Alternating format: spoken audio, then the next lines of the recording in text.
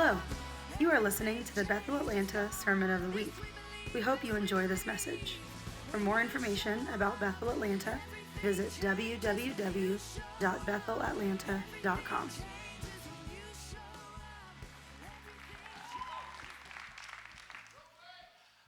Thank you. All right. How's everyone doing this morning? Good. Awesome. Yeah. Well, again, just as Lauren said, this is kind of more of like a family talk sort of subject, but I would ask you, when God does family things, I think it really is for everyone who's any part of the family, whether you are an uncle, an aunt, a sister, a brother, a neighbor, or someone who just walked by the house at that time. So yeah, me and my family are in the middle of a transition, which is everyone's favorite word. And to let you in on that, I want to start by letting you in on a story. So, in March of this year, as you might remember, the Bethel Atlanta leadership team went to Reading to be part of the leadership summit there at Bethel Church in Reading, and it's a really great time of just bonding and being together as a team and spending time together. And at the very last session, last night of the conference, the Lord said something to me, as he sometimes does. And Haley Braun was ministering. I won't quite call it speaking because there was a lot of praying and tongues and some prophecy. And so it was one of those situations that where you stand up, sit down, stand up for this, sit down for that. And it was at a stand-up part for me. And some of you were like, what? And some of you were like, oh, yeah, that makes sense. And as I stood up during this one part, I heard the Lord say something to me. And when he said this first sentence, it was almost like the feeling of a curtain opening in my heart. And I heard the Lord say, I've called you to be the first fruits of this house's mission. And then he said, it's time to stand up and it's time to spread your wings. And immediately when he said that, it was like I could feel my internal organs change position. And in that change, I could feel myself shifting my gaze from Bethel, Atlanta, this place I've been serving here for the last 16 years, to the wider church as a whole, and to places in the world that I've felt called to since I was very, very young. Things that I've dreamt about since I was young, but haven't known exactly how to move towards or how to step towards. And so, even though the words are very simple, and even though if we're going to really sit down and interpret this, I could interpret it 5 or 6 different ways, I immediately felt in my body exactly what had happened. And so I was sitting there kind of feeling that, trying to sort that out a little bit, when this guy named Dan Weber walks up to me, half drunk in the spirit, as most of the people in the room were at that time, and he says, "Hey, I have a word for you. I'm kind of scared to give it, but here it goes."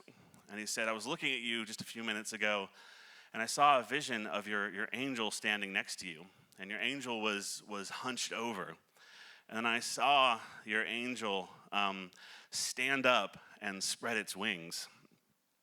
And then he went into a word that more than he could know matched everything that the Lord was saying in my internal world at that very moment, saying that I wasn't called to just lead a prophetic ministry, but to lead a generation of prophetic people, that there are people out there that can't be who they're called to be unless I'm there to follow them, unless I am whom I'm called to be, and more and more and more. And so I'm sitting there kind of spitting in that for a few minutes when a fire tunnel started, as they do. For those of you who are like, what?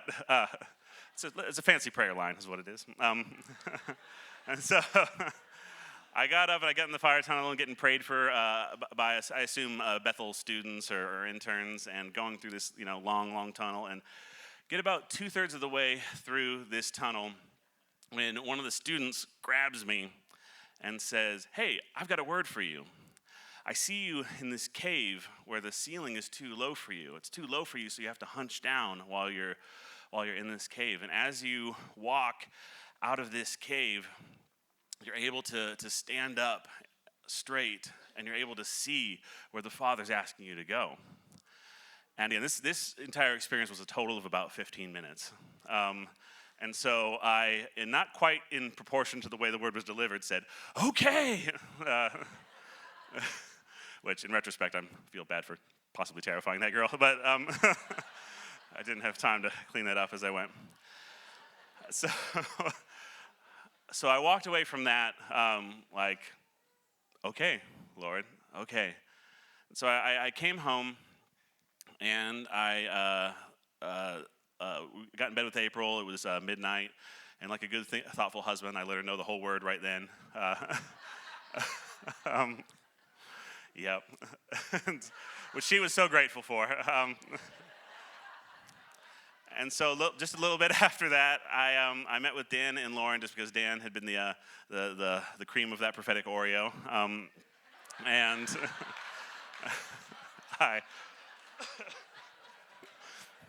yes. And I said, hey, here's what else went on around that. And I said something to the effect of, hey, some of the implications of this are pretty plain on the face of it. But after talking with April, even this is a really big shift for us. And so we want to take time to talk about this together, to walk this out together, to get some fathers to speak into our life, to get some feedback and some perspective on this, not just, run in a direction. And so we took some time to do that. Now, April's in the middle of her internship and stuff with her school. She's just finished her master's degree, by the way, in counseling.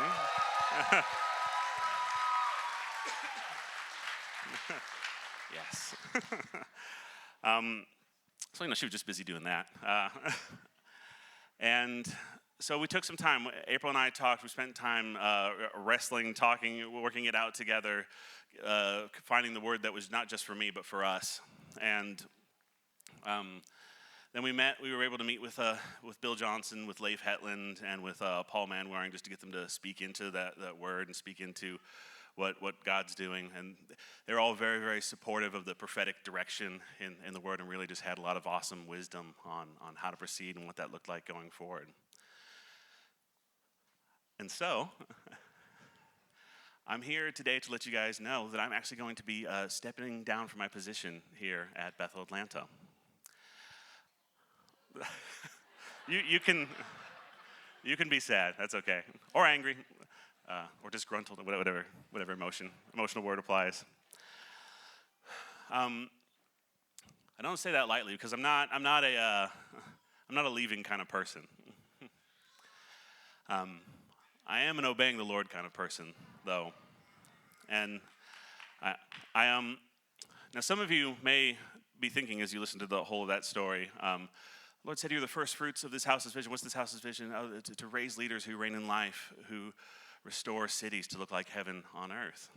This is a house that has attracted. I've been here, since the beginning. This is a house that's attracted the most incredible people from all over the world, from all different walks of life, through wild prophetic direction. Yeah, and if I had you raise your hand, I'm guessing 90% of you would raise up. I got here a weird prophetic way. Yes, I can hear. Yes. This is a house that's meant to raise up people, raise up leaders who reign in life, who restore cities. Now, again, you may think, first fruits of this house, I've seen people be sent from this house before. First of all, it's a rude thing to say in the middle of a touching moment like that, so don't. I want to let you in a little bit. I don't want to go through every detail because that would take a lot of our time, but I want to let you know just some of the story, not really for me, but because I want you guys to know what this represents, not only for me, but also for you guys. So I went to School of Ministry in 2005, and one of the couples that was in the same year as me there was this wonderful couple named Steve and Lindy Hale, half of which is right here. And I went through all my first year, and I was transformed by the experience of going up there and experiencing a culture that looked more like God's kingdom than any culture I had the opportunity to sit under before. I grew up in church. I grew up a missionary's kid and a pastor's kid. I had done church my whole life. I was a surprisingly disgruntled minister for a 19-year-old when I moved up there. And I experienced something special. Not a perfect place, not a magical place, but a place that had found a posture to let more of God's kingdom in to their house than I had seen before. And for someone like me, seeing that made it not only a place that I wanted to stay and soak in and thrive in. It made me want to see, hey, this is amazing, this is special, but is this something that could be replicated, that could be not duplicated, not carbon copied, but transferred from one place to another, like someone would transplant a particular tree, like someone would send a son to go and represent the family in a new place? Is this something that could be transferred and grow elsewhere? Is this the only place this kind of thing can thrive? There was a mentor in my life that I was connecting with. She was one of Bill's assistants, and when I shared this feeling that I had with her, she told me about this other couple that she had been talking to named Steve and Lindy Hale, who were in my class, who had gotten a word about starting a church and a school of ministry here in Atlanta. And on hearing what I was feeling in my heart and in her kind of seeing the fruit of my life, she said, hey, I think you should try to connect with these people. And so I already knew them a little bit. I chatted with Steve a few times. Lindy was in the same small group as my sister. And so I was aware of them and just began to connect and just slowly kind of walk and hear about this dream that had been growing in their heart to create, to do the very thing that I was hoping to participate in myself, to take something that was thriving, that was growing in one city and try to move it to another. Again, not a carbon copy, not a duplicate, but a true father to son, mother to daughter, a transfer that would be of its own kind. And so I prayed, and I was dating this really cute girl named April Gagner at the time, and well, it's a story for another time. But as we connected with them, connected with this dream all through our second year, I remember one particular day it was still kind of an idea at that point, and I remember Steve and Lindy offered to take us out to ice cream after they had the big meeting with Bill and Chris about whether this was going to be a yes or whether this was going to be a no, whether everything that you're sitting in right now was going to happen or whether it wasn't. And we sat down for ice cream, and honestly, I didn't know what the answer was going to be at that point, but it was there at that ice cream shop on right off of Churn Creek there that I heard them say, hey, they said yes. And immediately my heart felt excited. Oh, there's an opportunity to do this, to try to transfer something from one place to another. I really felt like April and I were both supposed to stay and do our third year at School of Ministry. Lauren had just completed her first year at that point, was staying to be in second year. There was a home group of people that all were people who were interested in going to Atlanta after that current school year. And so we all met together in Lauren and Brent's house, dreaming about some of the things that you've seen in our history, dreaming about the kind of school we wanted to create, dreaming about what it looks like to transfer a culture from one place to another, how to adapt, how to change, how to grow. And so after we graduated third year, we moved here. And I remember I'd been asking the Lord, and sometimes the Lord tells you something really loud. Sometimes he grabs you in a conference and says it 3 ways in 15 minutes. And other times, gently, he says it again and again and again. And this was one of those times. I kept asking him, Lord, is this the way to go? Is this the way to go? Is this what you want me to do? Is this what you're calling me to? And I remember the last time I asked him, Steve had come in to visit for a conference during the summer. And so I picked him up from the airport, Steve Hale, and I'd driven him to the prayer house. And I looked at him, and again I said, Lord, I want to see what you've created here. I want to serve you, transferring what's here to a new place. Is this the right way to go? And I said that looking at Steve. He didn't know I was thinking this when I was staring at him. And I heard the Lord say, if you want to serve that, then serve him. And so that's what I've done, and that's what April and I have done for the last 16 years. We moved here. We volunteered in the school. We sat in the loft in the Hales house. The first year the school was at their house correcting homework in the upper loft where none of the air conditioning is. We raised up people, we pastored people, we raised up actual people that came out of our lives. We grew. And the reason I want to share this story with you guys is that all of you in some way, whether you've been here for a long time or a short time or something in between, that you're part of that story. You're part of the call that this house carries. And I think there's a lot of things that I could say about that today. But when I would encourage, I guess there's just a few things I want to say from this place where I'm at this exact moment, which is kind of with one foot in one section of my life and another foot in either a cliff or another section of my life. One of the two. One of the two. Is the same voice that called you here is the voice that called you according to his purpose, that put a dream in your heart, that made you the kind of person that would fall in love with a piece of his kingdom and hunger to see that piece of his kingdom thriving on the earth.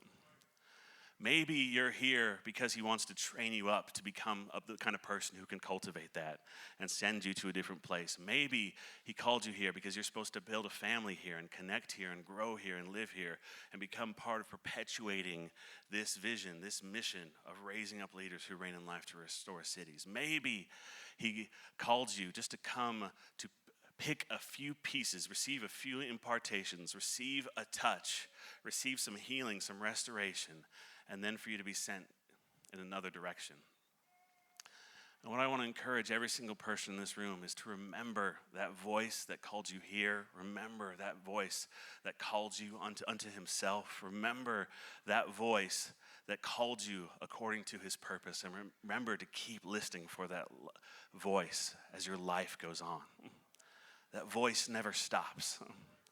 That voice is important. That voice is adding weight to your life, not weight of pride, not weight of any greater significance than we already have obtained by being his son, by being his daughter, but a weight that is meant to release his goodness into the world.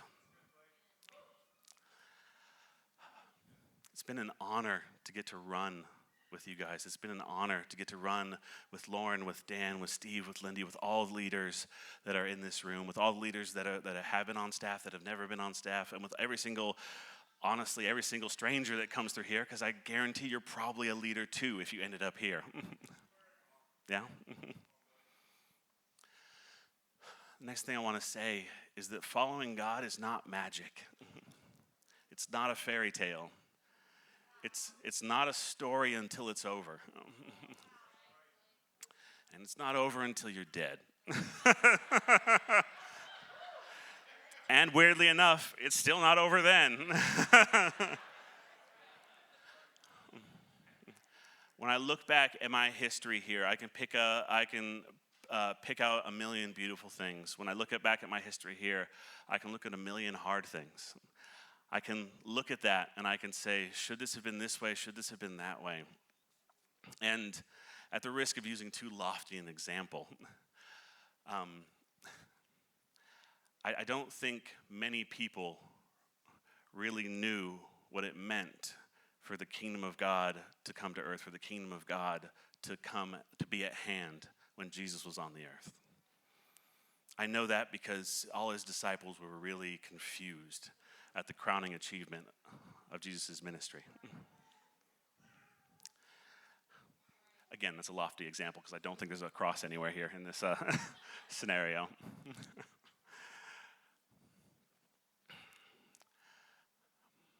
As a person who, and if you aren't familiar here, welcome already, but as a person who's seen in the spirit my entire life, who's seen angels and demons and other spiritual things, I have always been deeply impacted by the reality that there is no duality in the kingdom of God. It is not the normal physical world and then the spiritual world. It's one piece of creation that God made together. The spiritual doesn't work differently than the physical. It is meant to work in concert with one another. And so, what does that mean? That means following God is not just following the right clues so that you can have the perfect fairy tale story. It means you live a real life with real choices, where your deficits cause harm to others, where your mistakes affect your children, your friends, your family, where the places where you receive God's character, where you receive his goodness, bless people in ways that would seem impossible otherwise, where his supernatural grace shows up and does something that you couldn't possibly have done yourself.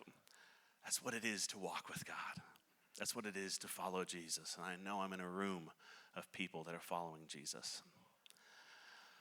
A few practical things, and then I'm going to invite April up here for a few minutes. We're not moving anywhere. That's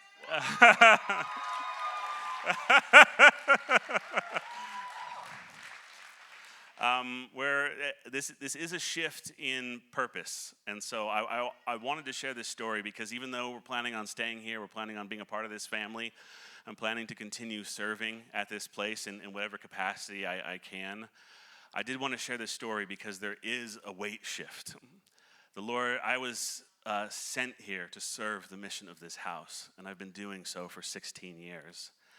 And now the Lord has asked me to turn my attention in a different direction. And so that does change things. That does make things different. And I ask for your grace and your feedback and your love as I sort out what it means to appropriately arrange those callings and the response there, and while maintaining connection to this place that's been my family for the last 16 years.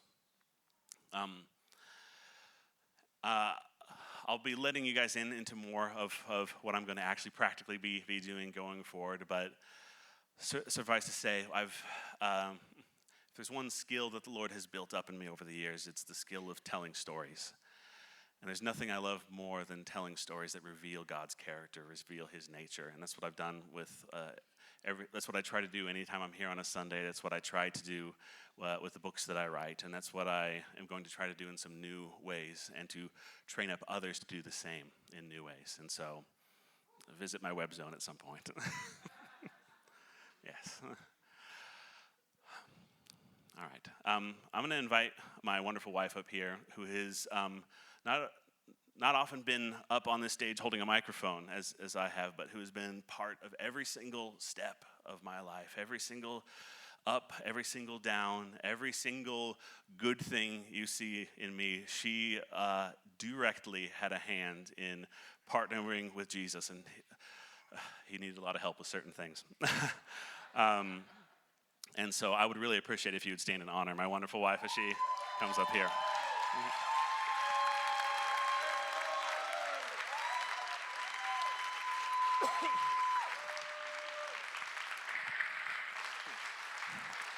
Feel free to keep clapping. She's on her way.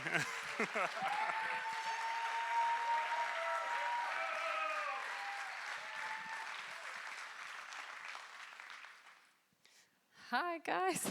Thanks for letting me talk. Sorry, I was navigating practicals. Yeah, it's heavy, eh? My family's from Canada, so you get the A. I cry at everything, so welcome to me.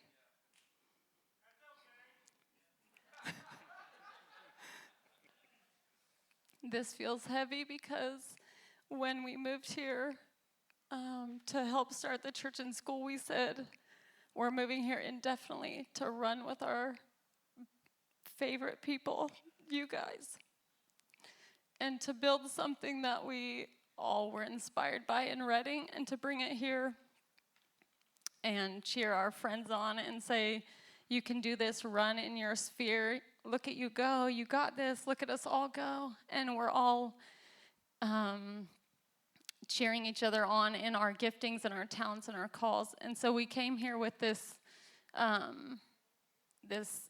really, since I was in 7th grade, this heart to be in ministry and to run with our favorite people, and to build something beautiful that people could experience Jesus, follow the Lord, and have heaven on earth. And so we came here to do that. And when Blake came home from this prophetic word, I was like, you're a jerk. because he told me at midnight. You know, I couldn't sleep. I super love Blake, so this is just sometimes the way I joke with Blake, actually. So kind of mean sometimes, but anyway, I love him.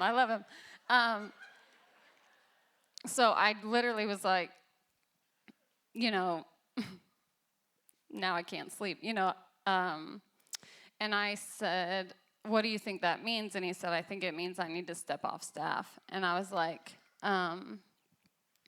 why can't you stay on staff and be a prophet and a father to the nations and the wider church and to the local church? And so I really fought Blake for like 3 months on this. Like, I don't want to do this. This feels like we're going to lose our dream. And I pretty much fight the Lord on everything he's asked me to do, so this is part of my personality. So I'm fighting Blake on, I don't really understand why we have to do this and why you have to do this and why can't you be similar to Chris Valentin where he gets to be a prophet to the nations and to the local church. And Blake said, I just want to follow Jesus, and I think that he's asked me to step off staff. And so we wrestled a lot. We found a marriage counselor 18 months ago and just talked her through it. And she was like, is there ever a time in your marriage where you say, what do you want to do with your life? What's your dream? What's your vision? What's your passion? What's the gifts and talents on your life? And do you ever say to each other, if you jump off the cliff, I'll jump with you? And I said, heck no. Absolutely no. And Blake said, Blake does that to me, but I do not do that to Blake. That's too much risk. And she was like, okay, well, you might want to try that tonight.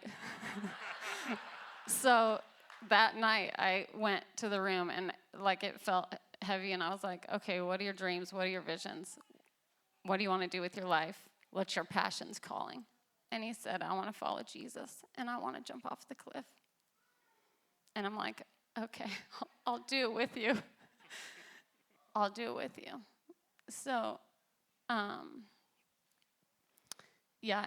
2 years ago when Benny passed away, I interned for Benning and Redding. So when Benny passed away, her number was 555. And I saw that every single day, sometimes twice a day for like 6 months straight. So I contacted Bill and was like, hey, I keep seeing the 555. It was Benny's number, right? And he said, no, it was my number. The Lord gave me an encounter. And he woke me up and he said, the cancellation of debt is upon you. And he's like, it was one of his top 2 encounters from the Lord. And I was like, okay. And I sat in that, like, maybe Jesus, maybe that's it. Maybe the cancellation of debt is upon us for, I don't know, all the things, whatever, finances or pain or any of that. And then I kept seeing it every day. And I finally looked in my phone and was like, what does 555 mean? And there's, the internet's sometimes right. But in this case, I looked up this thing called an angel number, which it's very hippie, but I call it hippie. But I looked at this angel number, and 555 means transition and change. And I took my phone and like threw it and was like, nope, 100% no. And then every day now for 2 years, we've seen 555 literally every day or every other day for 5 years. And now our kids even go, Mom, 555. Dad, 555.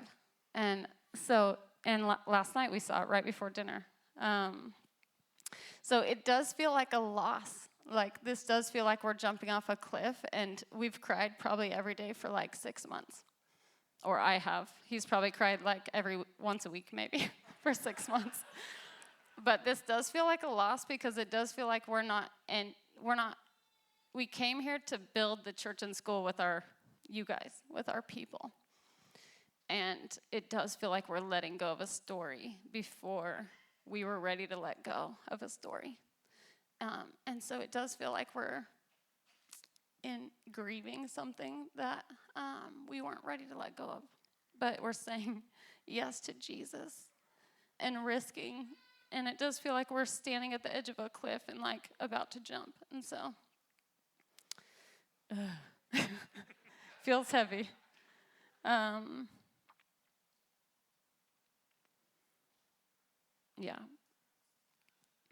Yeah. Do you want to do that? Thank you.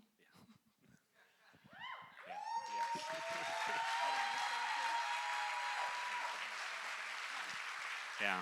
So before I let everybody down, again, we just want to say thank you. And it's impossible to say thank you for the way that you have received me, for the way that you've received April, for the way you've loved us. It's impossible to say thank you to Lauren, to Brent, to Steve, to Lindy, to Dan, to all the rest who aren't here today, to Mike, to Kim, to Vanessa, to all the people who have been impacted, who have pushed our story in different directions, who have given us the opportunity to invest in them, to lead them, to love them. I want to thank our kids for being here, for being part of this, for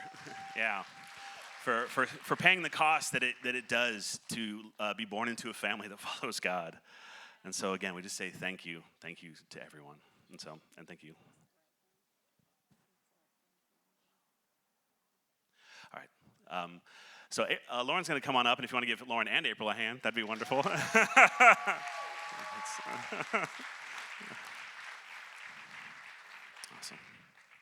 Thanks, Lauren. Yeah, it's beautiful to be part of your story. And I just love their vulnerability in letting us in. Isn't it incredible to be able to watch someone's story and see Jesus through it and be like, oh, that's what it looks like to follow Jesus, and the good and the hard and in between. And, this is who we are as a church. And we are a sending church. And we will have people that come and serve the vision of this house and then get launched into their own mission. And I can't picture people that have better laid their life down to serve a vision of a house than Blake and April. I mean, Blake was pushing carts at Costco and rushing back to run sound at our school of ministry. And April was working jobs and raising children and laying her life down to come and serve the school, living, across the country from her family. They have truly laid their life down to serve the vision of this house. They have just planted something so valuable in our soil that we would never look like we do today without that deposit. And it's our greatest joy that we get to be part of their next season. And we get to be part of launching them as a church into the unknown, into what God is calling them to. Leif said recently to us, he said, you're going to be more known for your sending capacity than for your seating capacity. We're going to be more known for our sending capacity than our seating capacity. And in the middle of it, there's a tension.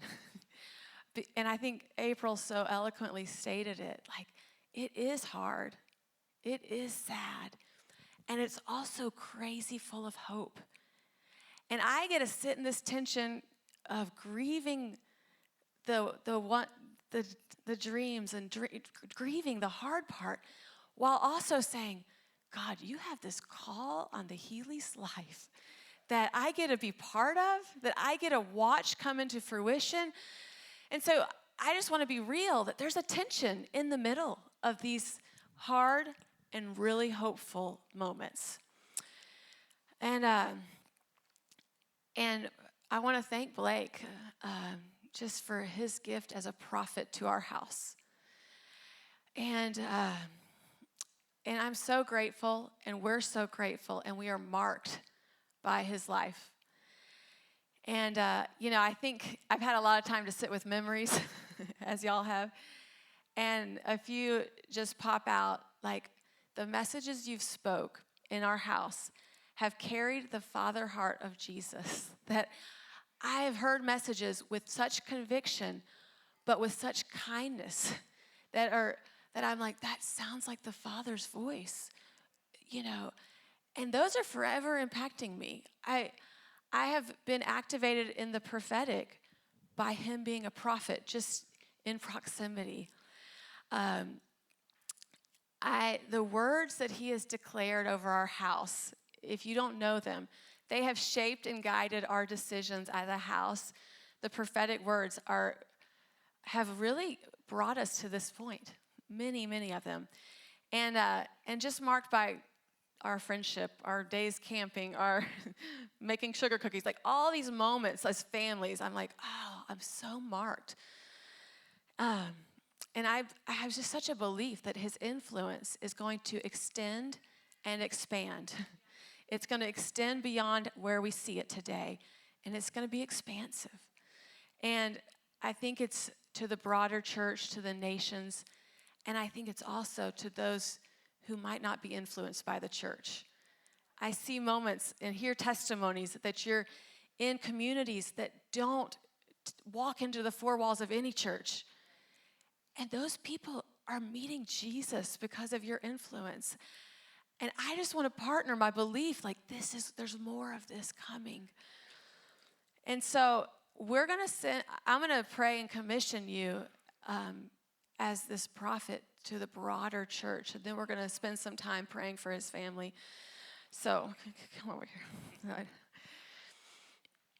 Yeah, Jesus. I just partner with the call of God on Blake's life.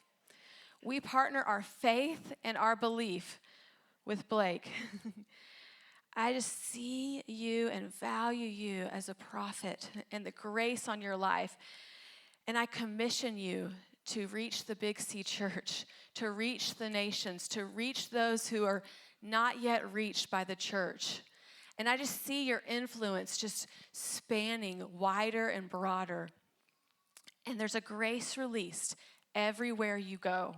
You carry a grace and release it every time you open your mouth, every time you write, every time someone reads your books.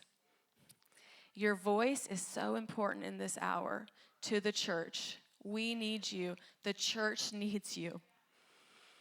And as a house, we bless and send you in your calling. We bless you as you take a leap of faith. We bless your yes and your continued yes to Jesus. We thank you, Jesus, for the gift that he is. In Jesus' name, amen. Amen. And so I want to invite the family. We're going to go down there, and if the elders would come and join me.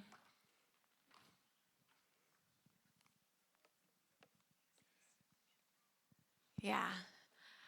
Blake touched on it momentarily, but it's such a family affair to serve the body. The kids are along for the adventure and the ride, and they learn firsthand what it looks like to follow Jesus and to risk and to step out in faith. And, April, your influence here, though, it's just so far-reaching by the people you pastor, by the people you love, the people you led in your life, by the way you mother and parent, and it's just, it's impactful to all, and your influence is so felt. And so I think I want to ask, y'all step up a little. Let's let the elders get behind you. And Ron, Papa Ron, he's been here since the first week of School of Ministry, second week. And he's going to pray a blessing, and then I'm going to pray a blessing over the family.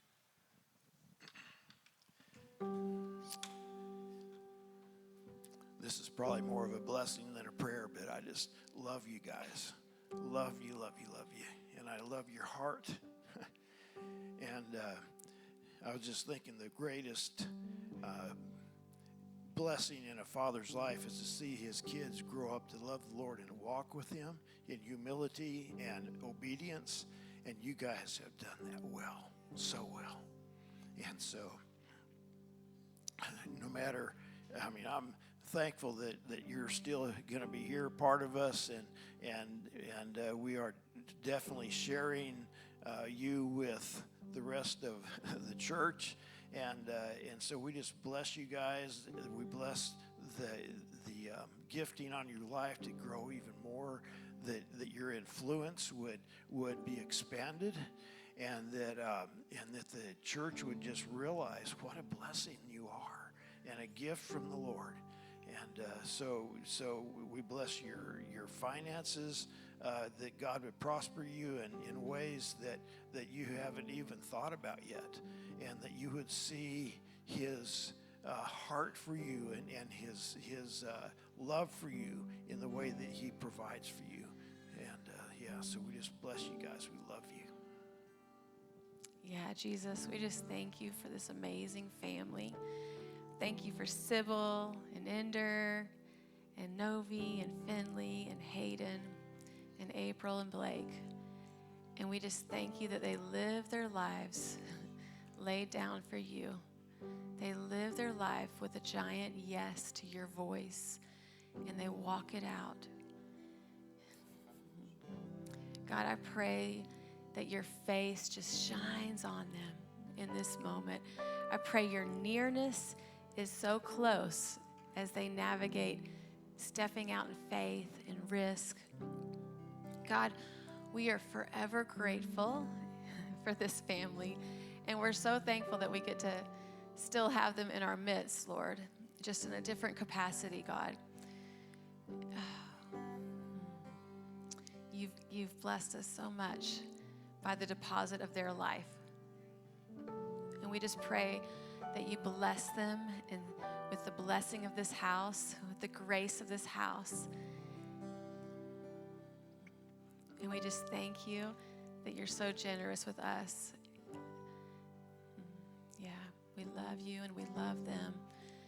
Yeah, Jesus, thank you. Thank you for listening to the Sermon of the Week. To stay connected with Bethel Atlanta, visit www.bethelatlanta.com.